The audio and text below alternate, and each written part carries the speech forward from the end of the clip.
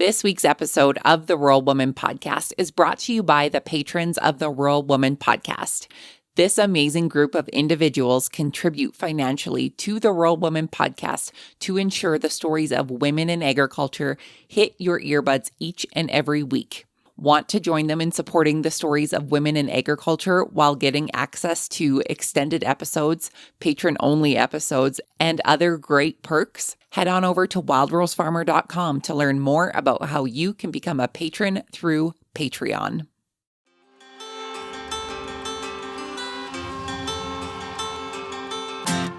Hi, I'm Caitlin Dubin, and this is the Rural Woman Podcast. I'm a first-generation farmer who married into agriculture. Born and raised in a city, I was so unfamiliar with where my food came from, but I was determined to figure it out. Through my journey into agriculture, I saw women who were strong but humble, often taking a back seat. To me, these women were leaders who deserved a seat at the table. I created the Rural Woman Podcast to share the voices of women in an industry whose stories often went untold. The rural entrepreneurs who live and breathe their work, full of grit and pride. We come here to share our stories, to be in community with each other, to be challenged and inspired, but most importantly, to be celebrated and to be heard. We may not all live, farm, ranch, or homestead the same, but we are all connected. We are rural women, and our stories are worthy of being told.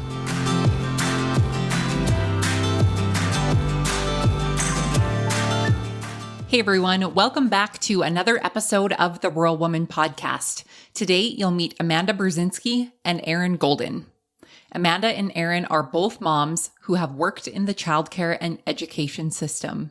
While at home with small children, they started an Instagram account to build connections and share the ups and downs of motherhood.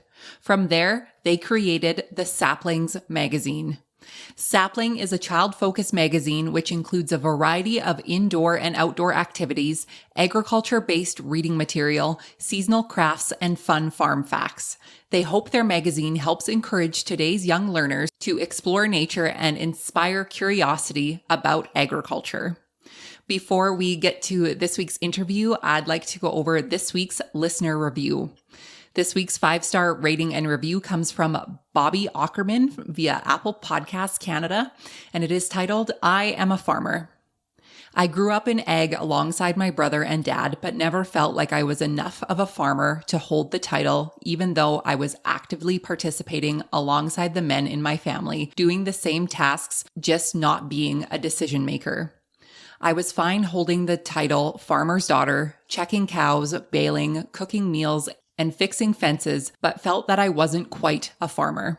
The story shared here gives validation and redefines what it takes to hold the title of a farmer and takes the shame away from not fitting in the traditional checkbox definition of being a man.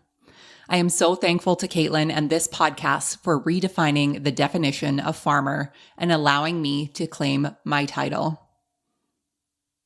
Well, thank you so much, Bobby, for this kind rating and review over on Apple Podcasts.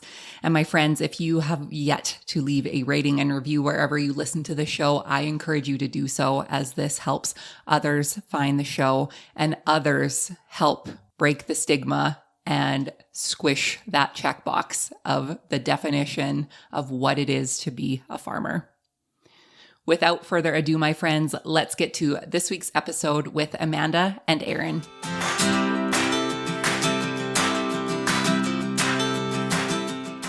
Amanda and Erin, welcome to the Rural Woman Podcast. How are you today? We're good. We are really good. Thank you so much for having us. I am so excited to see your bright, shiny, smiley faces this morning and to get to share your stories. Before I blab on too much, I want you to tell the listeners who are unfamiliar with you who you are, where you're from, and what your connection to agriculture is.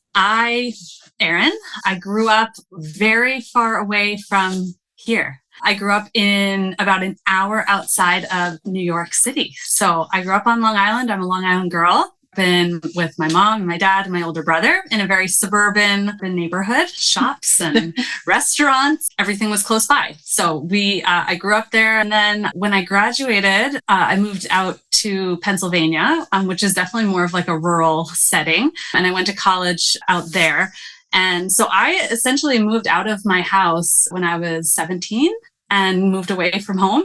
And I never really went back after that. So I've been on my own for quite a while. I graduated, I went to a liberal arts college out there and graduated in 2007. So my degree is in sociology. After college, I took a little bit of time and I kind of got a job, then did a bit of traveling, eventually ended up here in rural Alberta. And the way I ended up here was when I was traveling abroad, I did about 3 weeks traveling in Europe and met my husband abroad when we were traveling together. And we had a long distance relationship for a couple of years. And my husband said, come to Alberta. Good old Lloydminster. Good old Lloydminster. He was that the ultimate trick? No, it wasn't. He had already been established in his job. He is also a teacher.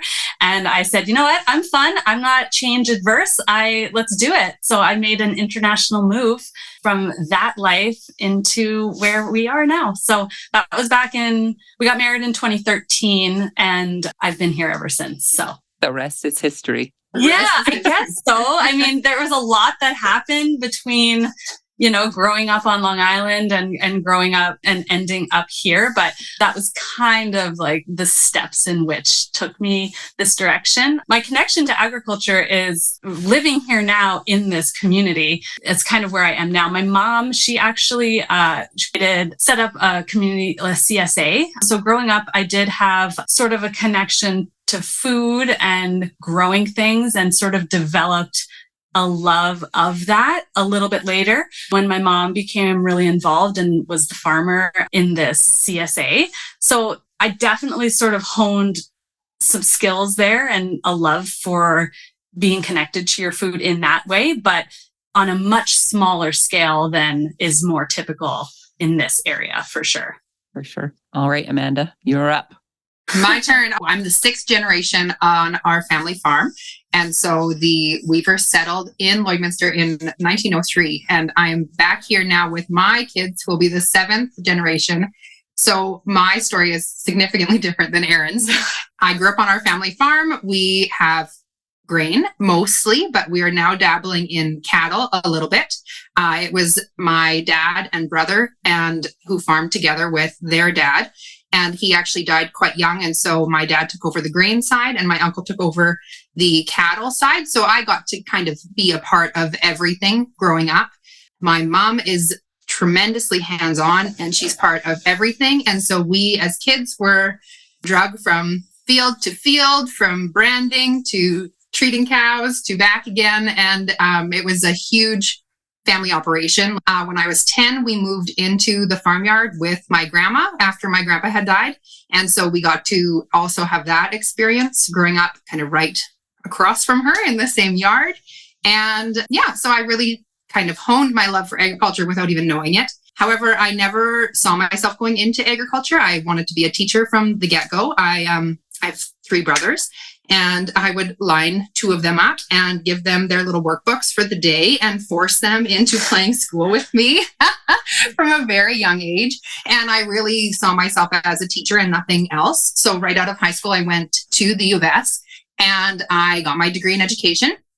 But along those lines, I kind of stayed connected to agriculture through friends that were in agriculture. And it's funny, you don't realize you're tied to it until you kind of separate yourself from it. And moving to the city, I saw that gap already. And it was like, wow, I miss it. I loved being at the U of S because in the spring, the dairy farm was right on campus and the snow would melt and the manure smell would spread across campus. And I was just like, oh, smells like home. Yeah. But I still got my education degree. And then I moved back to Lloydminster and I started teaching. I had met my now husband then, and he is a heavy-duty mechanic at our ag dealer here, but he also farmed at the time with his family and now mine. So I still lots of ag in my life, but I was dedicated to teaching.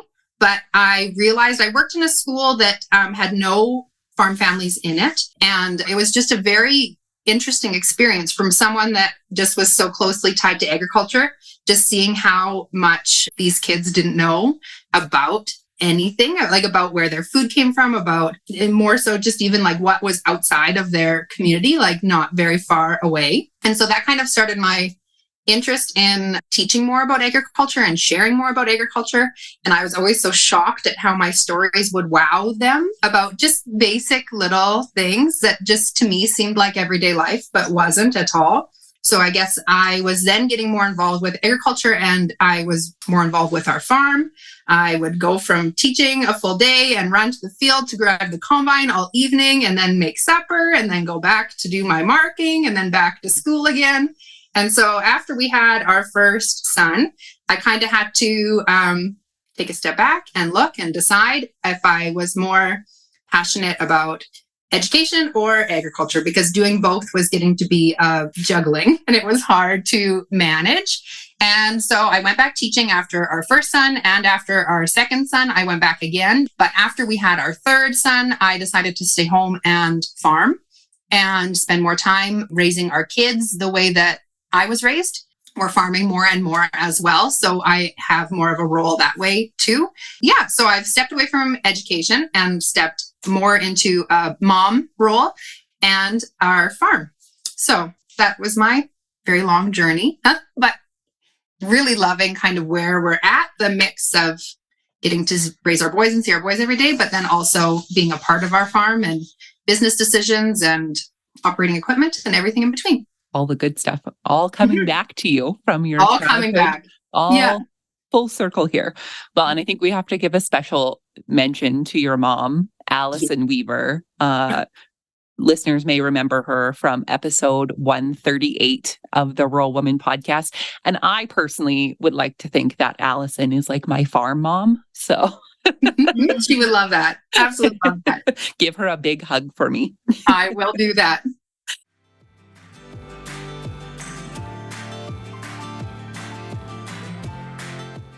You have heard me tell you all about the amazing benefits that come with being a patron of the Rural Women podcast through Patreon, but I wanted to share with you a few testimonials from the patron gang themselves. Patron Annabelle writes, I became a patron so I could enrich my knowledge of the diverse world of agriculture. Although I live and breathe farming and ranching, there is a lot I don't know. I believe learning that how and why people do things will help me improve being a better rancher myself. This podcast also helps with the feeling of isolation. I hear the voices of ladies from all walks of life living a similar life to my own. This type of outreach is not only vital for us in the business, but those wanting to learn about the people growing and raising their food. I'm well aware that podcasts take an outstanding amount of time and money to create, so I felt like I, as well as others, can make a small monthly contribution that can help make a long-lasting podcast. Join Annabelle and the rest of the patron gang in supporting the stories of women in agriculture to be shared through the Rural Women podcast, starting at $2 a month over on Patreon. Visit wildrosefarmer.com/Patreon to learn more.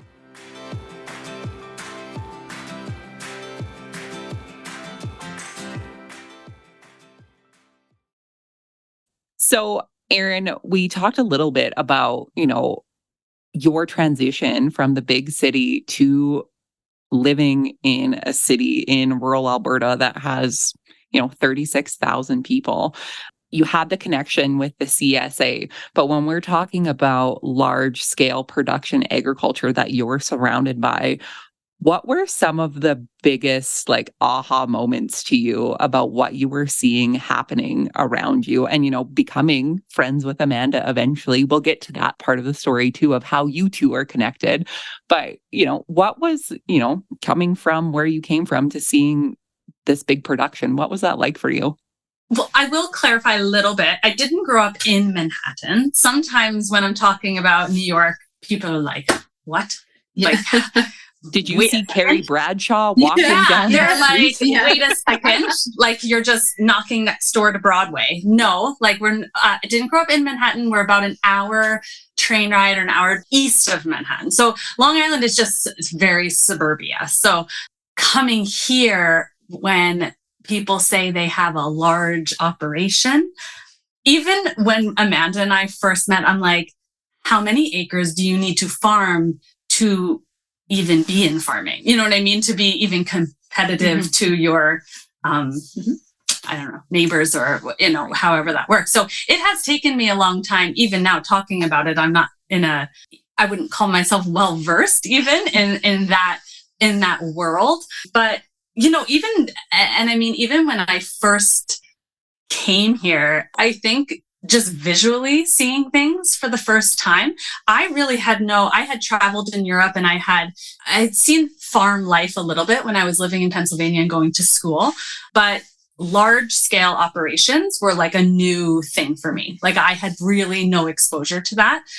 So seeing that, asking questions, seeing ranching as like a thing, a family, a lifestyle people did, that was very common here. I had no understanding of that really, So all of those things were very eye-opening to me. I kind of realized as I grew up that I loved being kind of like the oddball, like when people would be like, but why are you living in Canada? Like, aren't you cold all the time? And like, aren't you, like all of the stereotypical like perceptions that people have about living rurally or living in a climate that's very, very different. I think that's what's interesting to me too, is people are interested in other people's ways of life.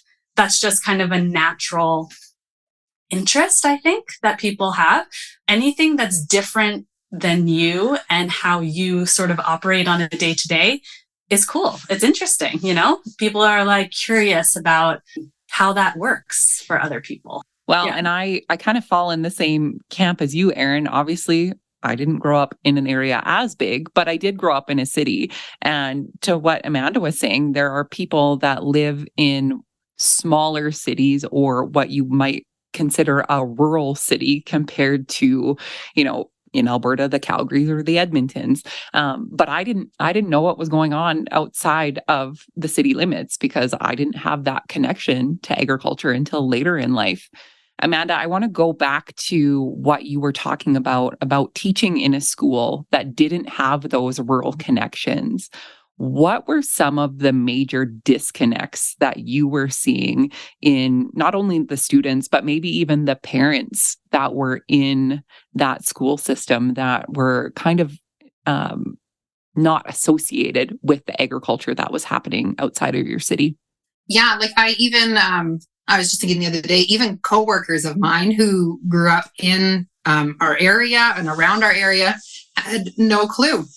Like, I shouldn't say no clue. They had no connections whatsoever to agriculture, and they had no means to get those connections or to find those resources to kind of learn more.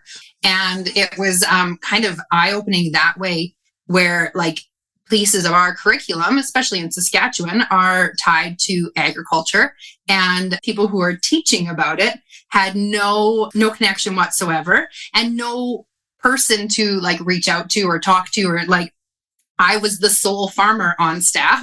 And even at that time, I didn't feel I had enough knowledge in some ways I felt I had enough knowledge for maybe a grade 3 level to explain it to them. But for teaching teachers about agriculture, I was like, I don't know enough to share this. But yeah, that was like my biggest eye opener, was that, that they're like, the people just don't have that tie or that connection that I kind of anticipated they would. There were families that just truly had no hands-on farm experience whatsoever.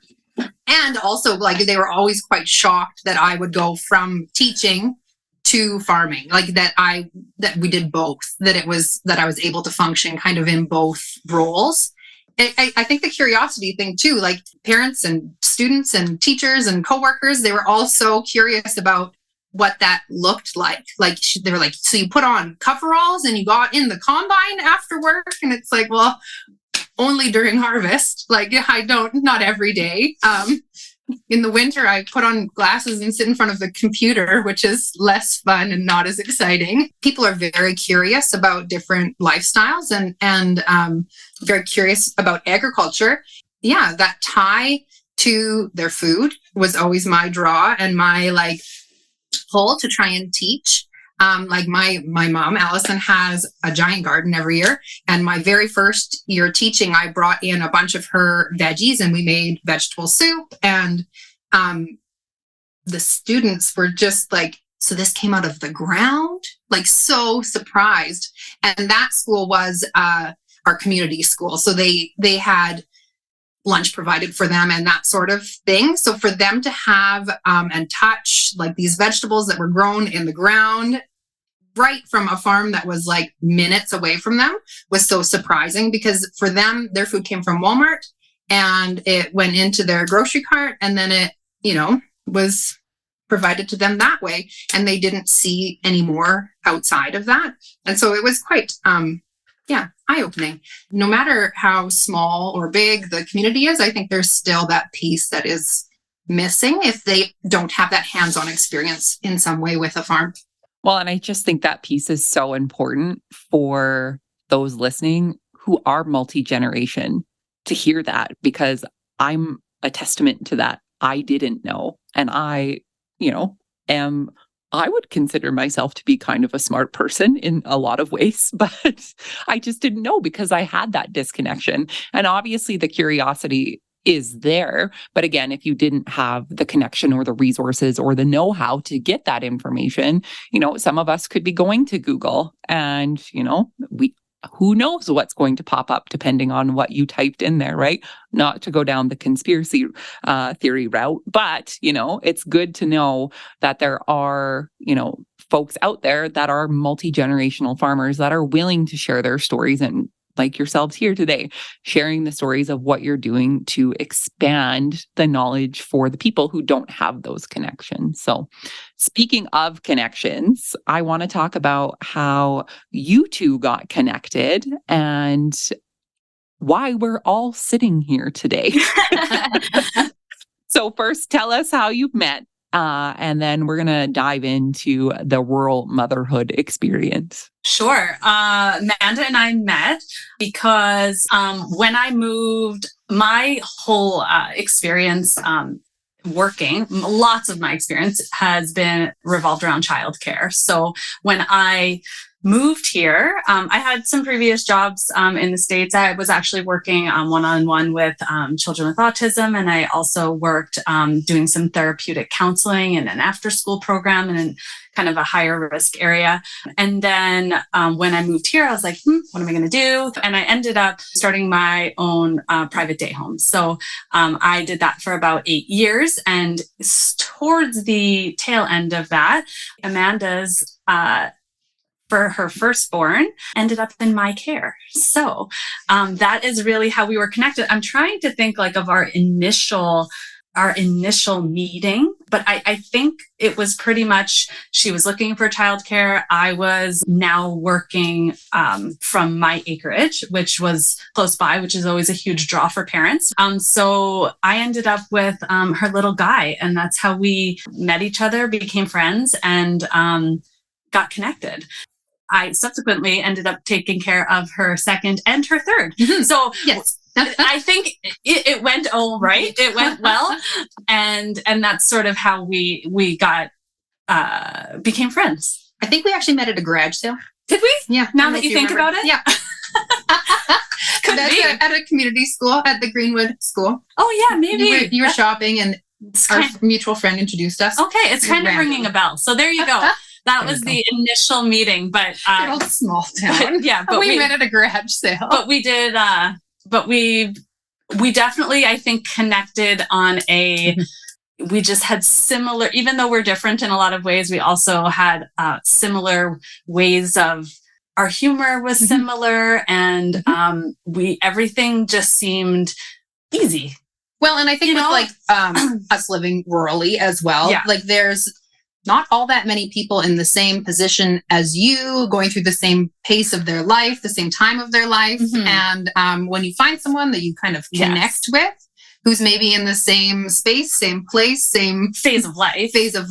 It is like you latch onto them and you're like, yes, you can't leave. You're my people. You're my people for now.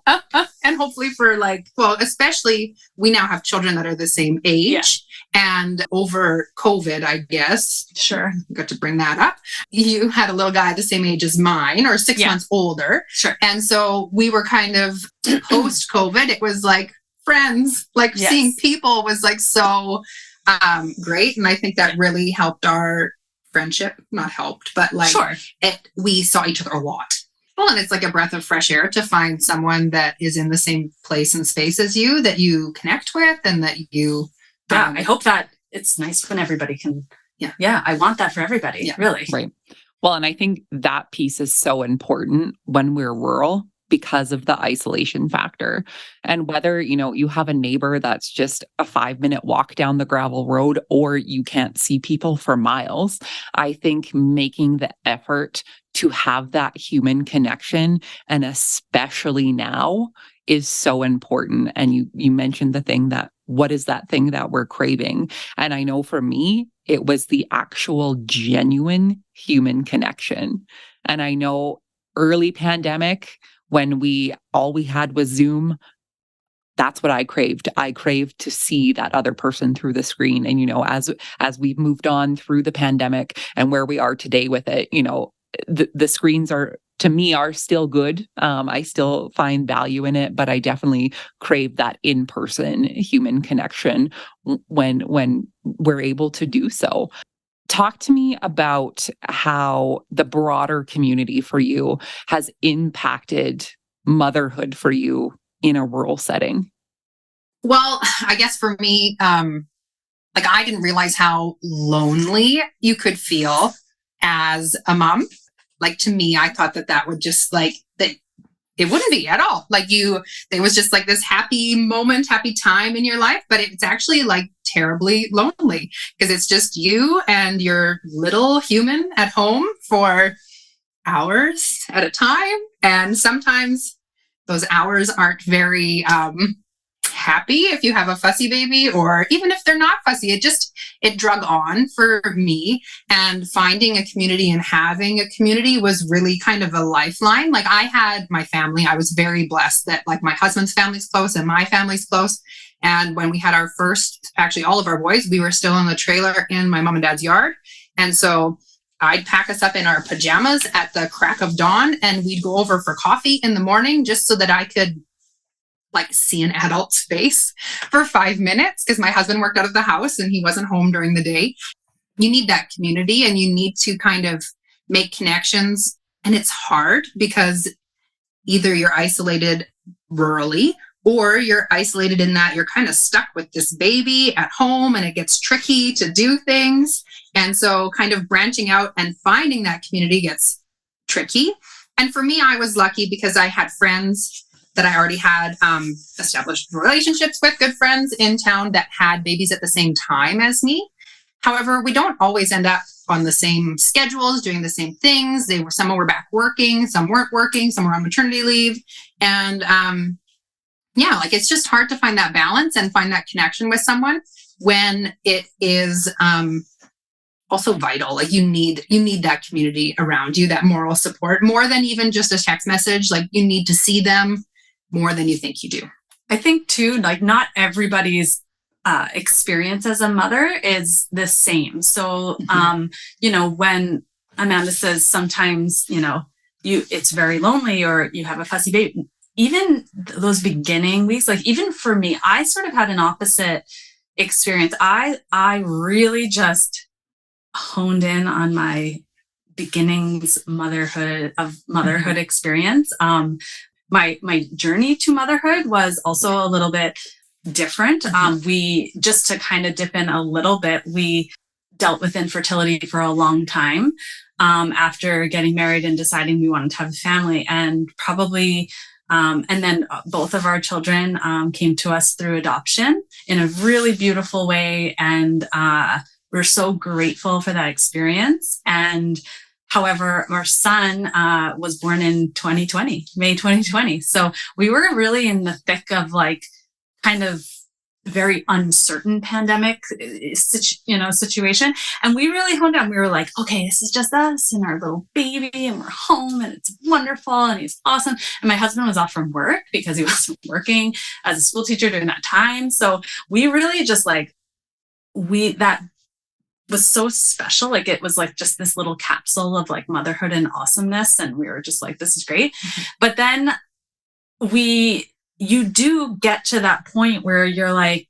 okay, this is wonderful and great, but now we're out on the acreage and you don't have neighbors, and you're like, how am I going to like connect with people again? And it feels weird at first because you almost become so used to doing your own thing. I mean, I joke with my husband, I'm like, during those days, we would go for like 4 walks a day and just like talk to each other. And that's really just what you had for so long. And it was great. And it was wonderful. But, you do then say, okay, like, what's my role and how am I going to like connect with people around here? And my connection with Amanda was really great for me because, like she said, she did already have a lot of connections with friends, and she would be like, it's fine, just come over and come in your pajamas and come have coffee with me and my friends, or we had a lot of the same sort of things about our kids where we were like, let's just let them go, like we both had rambunctious boys, and it didn't matter if they didn't get along all the time, and we were just like, it's fine. Like, we never put pressure on each other to like have the perfect play date or have the we were like, things are probably going to go awry at some point. Let's just get that out in the open. Let's just enjoy it, and we'll just deal with it when it comes. And it's so nice when you can find somebody that kind of aligns with you in that way. Well, and I think our conversations often came back to that. Like, even if we were just visiting, it was like, oh goodness, thank goodness you're here. I needed to vent, or yes, like I needed someone to entertain our kids, or whatever it would be. And we always came back to either we knew someone who was in a position where they were doing it on their own in some way, or they were feeling like they were doing it on their own in some way. And like, mostly we were speaking in like that we were just lucky that we had found each other. Absolutely. So talk to us about, you've obviously talked about your connection and how you're connected, but now talk to us about the journey that you two have been on together in starting your own magazine and educational resources that pertain to agriculture. Initially, it just started as a crazy idea. We said, you know what are we doing? We're both kind of like so my daughter was born to very early, like 9 weeks premature. And we had been like, okay, I am on a break from the day home. Amanda was not teaching. She was kind of on a break from her career. So we were both on these sort of maybe unexpected a little bit, like breaks from our careers and what we were doing. Kind of like, what are we doing with our lives? And what and we had both sort of kind of came to light that we were both maybe missing that creative part of our jobs. We were just troubleshooting ideas. We were like, what could we do? Like, what? We want to do something maybe together, because that's kind of fun. I had been working totally independently and by myself. I had never really done anything collaborative with anybody else when it came to work for a long time. And Amanda was like, she's such an ideas person too. So she'd be like, hey, how about this? Did you ever think about this? And, I said, oh, that's kind of a cool idea. And like, whatever. So anyway, I was walking down the street. I think I was like walking my son in the stroller, or I don't know, something. And Amanda called me on the phone. I remember exactly where I was on the street. And she said, what do you think about a magazine? And I was like, that's interesting. We started talking about it, and I will let you chat for a little bit now about sort of where we took it from there. But it was as simple as that. Yeah. So we started as an Instagram page because before Erin's daughter was born, we were just kind of same thing, like just chatting, like we should do things. We want to share our ideas. We want to connect with other moms. So let's just start an Instagram page and see where it goes from there. And so we just were sharing it was spring. So we were sharing different spring ideas that we do with our kids for, that's easy, that doesn't, you don't have to buy the craft kit that goes along with it, that you can just like go for a walk. And here's a a sheet of paper for like a scavenger hunt or that kind of thing. Well, and I think we were not frustrated with social media, but it wasn't really our end goal. We didn't want to become influencers. We didn't want to become anything really social media-esque. From there, I kind of shared my passion of wanting to share agriculture in a kid-friendly format. And we both were passionate about having it in a hard paper copy that you could hold and touch and flip through and feel, because we both, we're not against screens, not against screen time. My kids just had to do a screen time detox after Easter because we were losing our little minds over watching more TV. There's just something tangible that's so, to have it in your hands and for kids to be able to touch something too, and not just swipe. Would love to be able to sort of fit the magazine that you could sit down and you can page through and you can learn something maybe that you didn't learn before, that you didn't know before, excuse me. So we wanted that all to be in there, and then also have that piece of here are some fun activities. Here are some fun ideas that you can go out and create some fun memories together as a family. Because like we've kind of talked about before, when you're learning, no matter where you live, sometimes you're in the trenches as a mom, and you're just trying to survive the hour, the day, or maybe you're having a great week and you feel super motivated and you're like, let's just go for it, kids. Everyone's behaving themselves. Let's just go have a fun adventure. Let's go do all those things. And no matter what piece you're in, I feel like everybody cycles through, everybody is either just killing it and just in a really good phase, or you're just whoo, we gotta get through this day. And I feel we both feel the magazine, no matter which part you're in, could be a fun and beneficial tool to families to either give you those ideas or just take it and run with it and just create some good memories. We also saw it as multifaceted, and that it could be helpful in a day home setting or an educator setting, so that kind of was always in the back of our minds as well. When we released the first issue, we were like, okay, we're just going to focus on putting together a magazine and seeing if we can actually do this. But with the spring one, we were able to set aside a little bit more time to kind of think about the resource side of it too.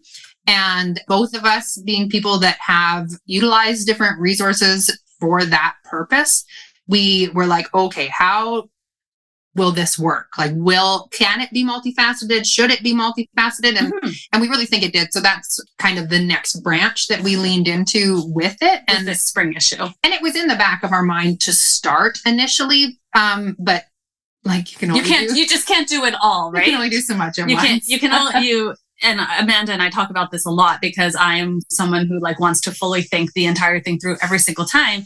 And Amanda's okay, but we have a deadline and we have to be able to get it out there. And of course you understand that, but you're always wanting to put your best foot forward. So it's been, and I say a learning curve, because we really believe that every single issue we're learning and trying to put out a better product every time.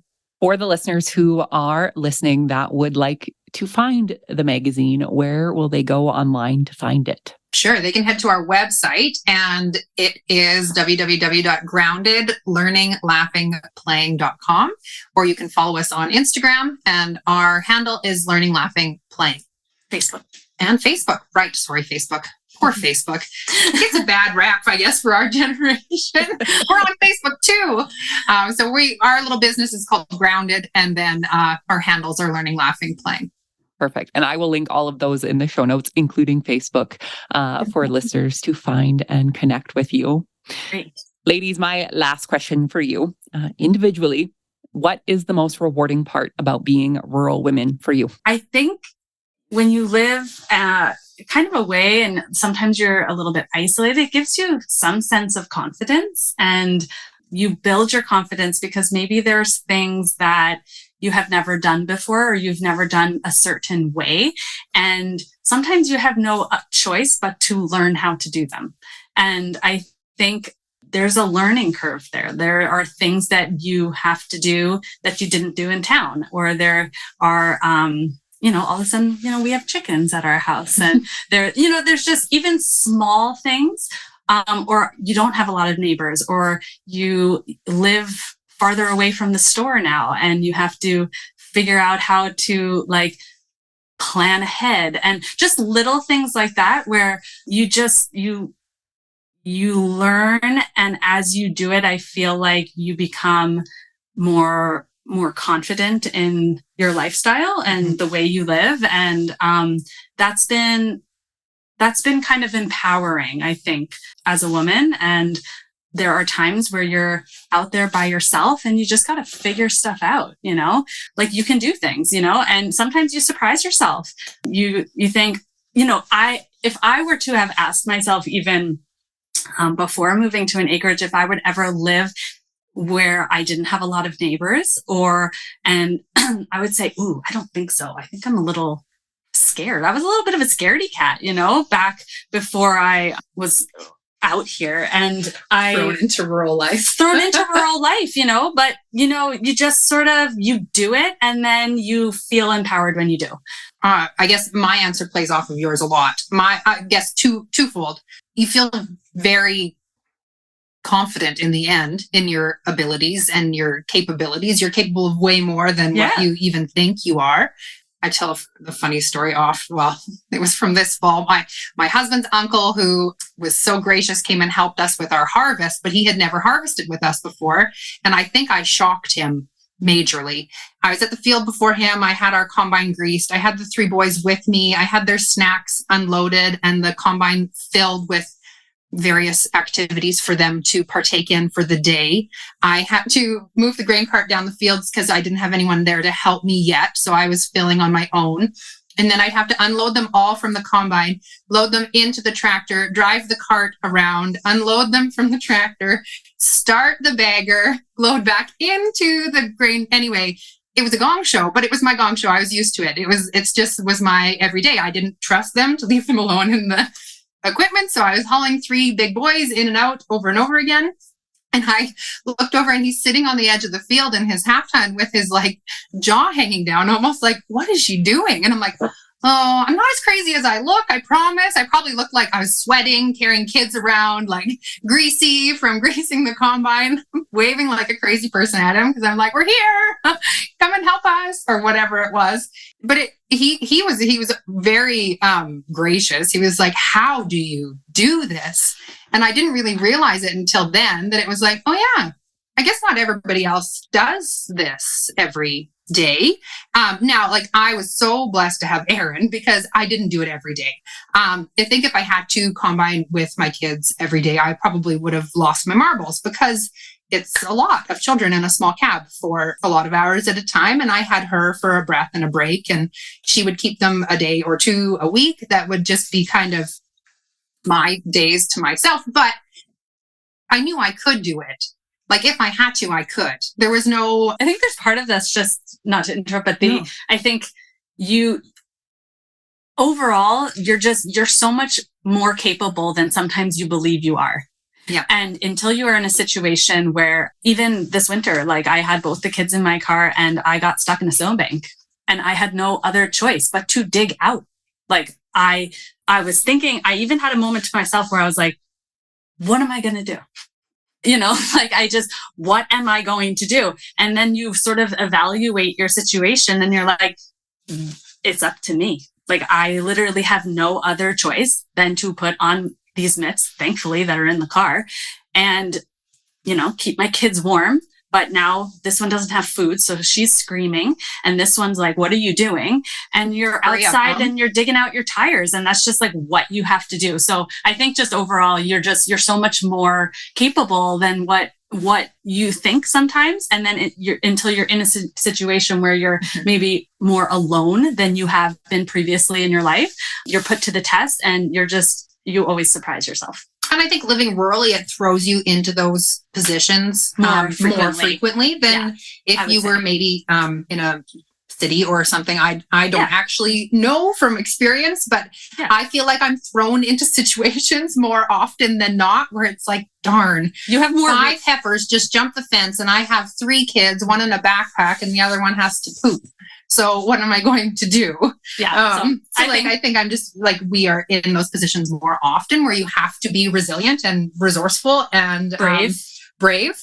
And I also feel that like we're very blessed to have this community and the connections that we do. And I think you really cling on to that community more when you are in a little bit more of a secluded location, or maybe when it's just not as easy to get to your people.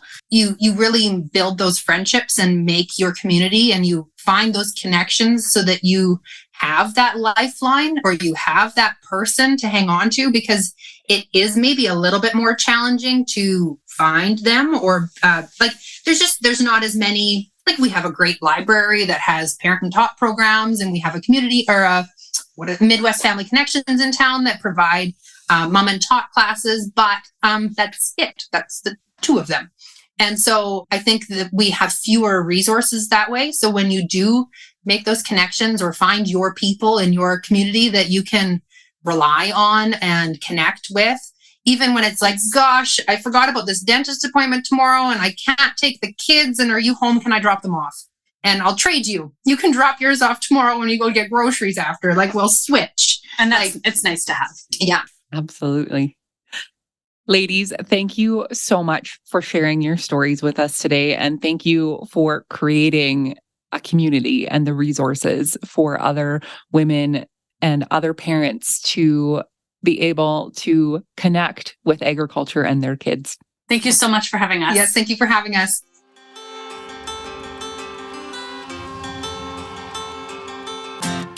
Thanks for listening to the Rural Woman Podcast. The Rural Woman Podcast is more than just a podcast. We are a community. A huge thank you to the Rural Woman Podcast team, audio editor Max Hofer, and admin support from Kim & Co. Online. A special thanks to our Patreon executive producers, Sarah Riedner from Happiness by the Acre and Carrie Munven from Laystone Farms. To learn how you can become a Patreon executive producer or other ways to financially support the show, head on over to wildrosefarmer.com to learn more. Be sure to hit the follow or subscribe button wherever you listen to the podcast to get the latest episodes directly on your playlist. And if you are loving the show, please be sure to leave a rating and review on Apple Podcasts or any other platform that accepts ratings and reviews. You can connect with us on social media at the Rural Woman Podcast and with me at Wild Rose Farmer. One of the best ways you can support the show is by sharing it. Send this episode to a friend or share on your social media.